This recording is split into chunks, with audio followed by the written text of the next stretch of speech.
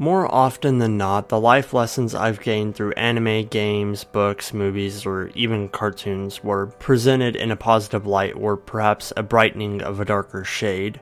Fiction can be overwhelmingly powerful in the way that it moves and shapes people, and this is why even in the thick of things, most writers tend to show an upward incline for their characters and stories. We want to see the characters we love get better, and perhaps this is why we end up with so many underdog stories that tell the journey of a character at rock bottom making it to the top. Most fiction is firstly concerned with striking a chord with you, the audience, and we, the consumers, usually want that to be the case. How often do you want to watch an anime that hits you in all the wrong spots? When does someone want to read a book that makes them feel bad about themselves? Most don't. Fiction can even be much more easily consumed by the masses if it becomes self-indulgent, fantasy empowerment, or pure escapism, because in no way will these stories ever open wounds or scare the audience with a reflection of themselves. Even among darker series, or ones that attempt to be dark, there's plenty of fiction out there that don't sugarcoat what's being said, and most of these still work because they highlight the act of getting somewhere better or more satisfactory. And that's why, even in the darkest of stories, there's usually some sort of silver lining or positive message to take away. One of the most apparent examples for myself would be Welcome to the NHK, an anime that was very much a personal journey for me. I learned so much through it, and its lessons still remain in the back of my head years later, but oddly, I didn't learn much from the more relatable bits of NHK or the more depressing aspects. It was in seeing Sato progress and trying to get out of his terrible situations over and over that I was able to take away something from its helpful advice, not necessarily that it was depressing or that he was in those terrible situations. Although amongst a huge crowd of fictional stories and tales, there's sure to be plenty of exceptions, ones that aren't about the silver lining, but rather the harshness of what it wants to say. The one most relevant to me as a person has recently become Oyasumi Punpun.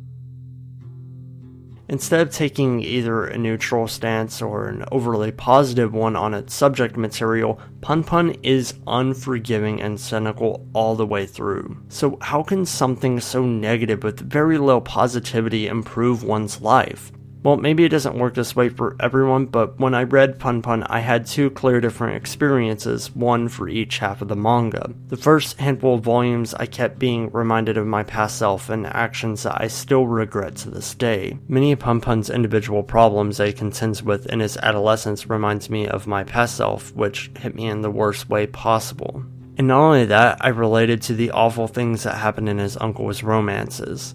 I was ashamed when reading this part of Punpun because it brought out things that are inside me that I've been ignoring and pushing aside for a very long time.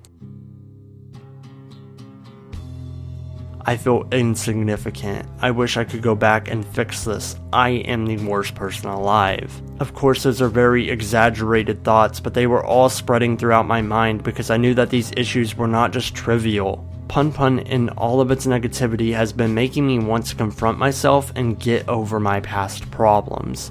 It's not just that I want to get better, but it's that I want to stop hating myself over my past problems. While NHK's ultimately hopeful message made me want to move on to a better future, Punpun's harsh nature made me open up some old wounds that had not gotten proper treatment.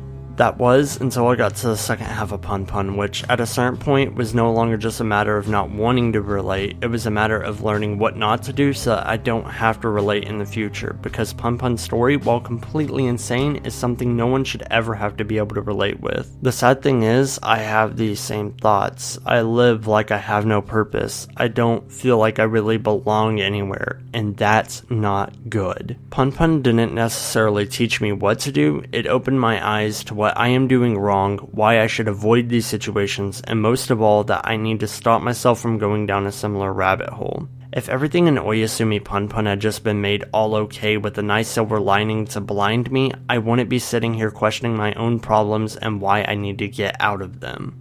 And to me, that is why Oyasumi Punpun, for the moment, is my favorite manga.